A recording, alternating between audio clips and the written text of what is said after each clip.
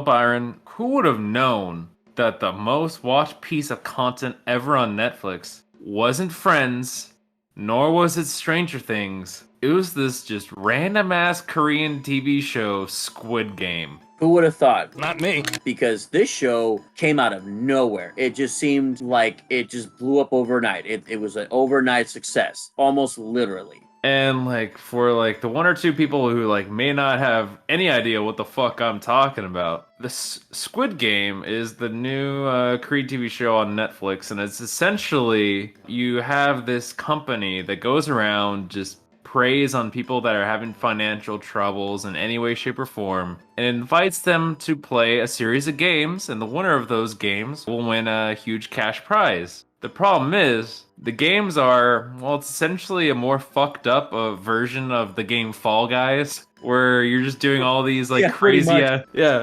ass stunts and like more fucked up versions of like playground games that you did as kids. Then whoever's the surviving person at the end wins the money. And overall, I really dug this shit. What'd you think?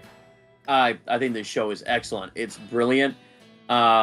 I kind of see it as like a mix between a 2014 Japanese movie known as The God's Will, which is a similar concept, but it's more on the spiritual side, and maybe like Hunger Games, maybe Saw as a little bit of Saw is in there.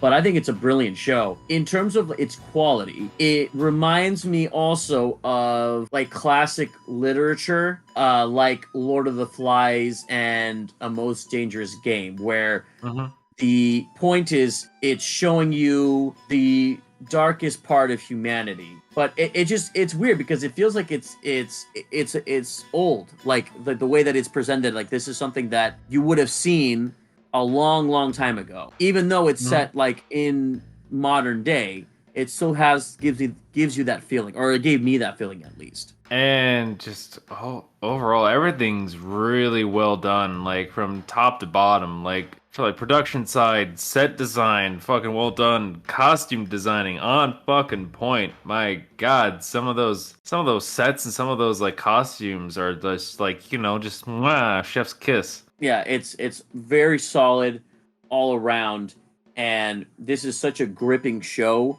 that it's definitely one of those type of things where you just can't stop watching. I know I couldn't stop watching. Like I would be up till like 1, 2 in the morning just wanting to know what happens next, which is the mark of a fantastic show. And with things being fantastic, I'll bring up all acting across the board, really top notch. God damn, these actors, there's like the first time I've seen most of them, and they're really fucking good. The cast as a whole is just all stand up. They play their roles perfectly. Really love Jung Ho-yeon, I hope I'm saying that correctly. Greg Chun and Lee Jung Jae, like they're all just great. All across the board, they're all great. Not so much the English actors, the American actors go. Yeah, that was weird. Definitely when they came into play, I was like, why do they sound like that? What's your reason? Well, if I can't do 69, I'll try 96. And I think what we could just chalk it up to is essentially, you kind of see this a lot with foreign films when like the director doesn't speak English, but he has characters in his film that speak English. You'll see that the American actors or whoever's speaking English, they're not as strong acting wise as when they're speaking in like the director's native language. Right. It's just because like he just doesn't know any better. He's like, I mean, they're speaking English to me. The violence and gore, really fucking well done. Like, I don't know what the budget was, but god damn, did they spare no expense when it came to the fucking violence and gore. Which adds to that, like, or the inhumanity that you see in the show and with the games, because yeah, they do not shy away from it, and it's like, yeah, you should not be shying away from it, because when you see a gore and then you cut back to like an actor's reaction, it's like, oh, they are like terrified. Yeah, the way the violence is portrayed in the show, it takes itself serious, where like you actually see like legit repercussions. It's not like violence and gore for like the spectacle. And especially you say that in episode 6, because that's probably the episode that everyone is talking about the most for very good reason, because it is just gut wrenching and it completely fucks you up. Another aspect I want to bring up is the music. The music's really fucking well done. It's by the same composer who's done the last couple of Bong Joon-ho movies, like he did Parasite and Okja. And yeah, the music there's a bunch of really good musical cues. Overall, this composer's really good. I just wanted to give him a little shout out there. Yeah, he definitely understood the assignment, because like what I like about the show too is that a lot of these games, like you mentioned, they're like based on they're basically just kind of like very risky versions of childhood games that you may have played when you were younger. And so with the music, it really like plays into that. There's like this childish but also very sinister nature to it that just blends really well and just really like adds to the whole show, and like really just helps sells it. Let's touch on this, dude. Like, the more I watch the show, the more I just came to realize, like, god damn, American, like, shit's made for babies, and South Korean content's, like, kicking our ass in every which shape and form. Yeah, South Korean entertainment has been taking the West by storm, because you have, like, Bong Joon-ho with movies like Parasite, like that won at the Oscars, and then you have, in music, you have BTS that's currently taking the world by storm. And people just can't get enough of that group. And now you kind of have Squid Game.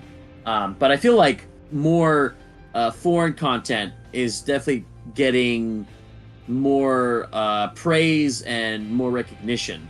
Just because now I feel like with American content, right now their focus is not necessarily on original. It's more like original ideas. It's more like, okay, well, franchises and sequels and prequels and that type, and like remakes.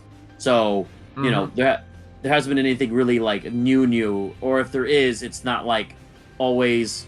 It can be like kind of kept under the radar. So you know, you can still have it, but it's not like to the degree that we've been getting with South Korean content, or just in content from other countries in general. And it's like what I was thinking throughout the entire thing was like imagine pitching this to like an American studio. Like, you have this idea for Squid Game, you pitch it to like an American studio, like execs.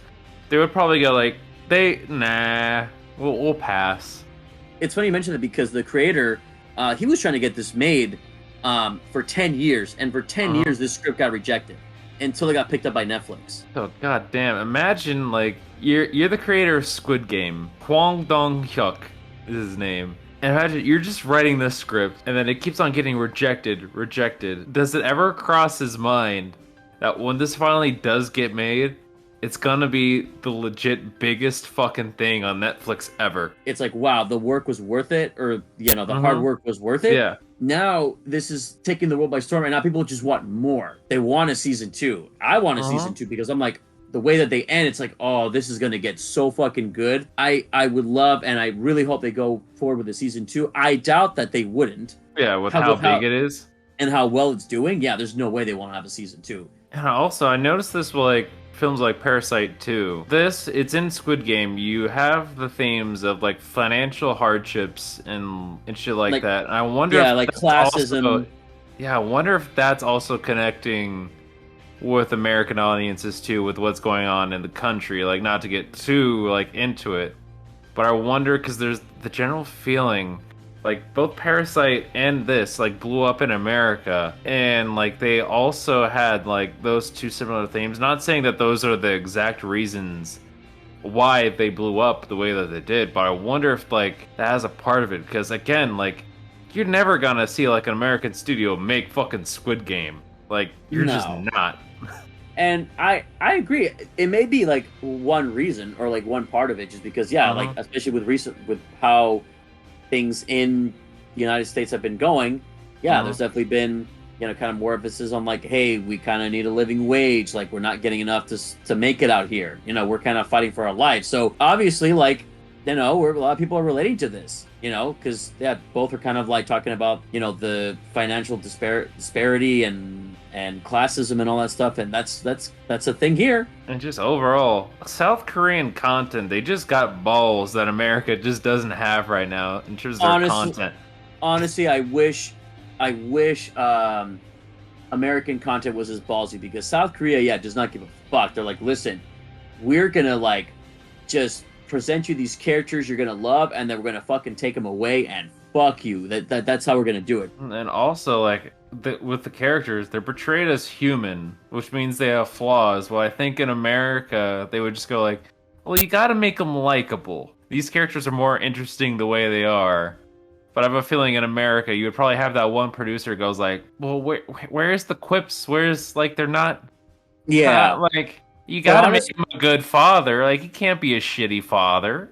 Yeah, no, I mean, and honestly, I feel like this is a great example of like, listen, like, let your characters have flaws, let them fuck up, because the audience is gonna relate to them more, and it's gonna make them like them more, because it's like, oh, it's, you know, they fuck up, and you know, and it's a good, at least with the main character, yeah, like he's a shitty father, but he tries, he's just not very good at it. You can still see, even with his flaws, that he's still like a genuinely good person. So you still root for him. So I feel like with American content, it's like, well, no, they have to be likable, because if there's even like one like very, very bad flaw, then people will like won't root for him anymore, and then like we'll lose money. But it's like, no, that's ridiculous. Well, with that, we both agree, Squid Game, very high quality shit going on here. And I would also recommend watching this subbed, not dubbed. I didn't watch the English dubbed version, but I heard that version is dog shit. Are you Mr. Cho Sung-woo's mother?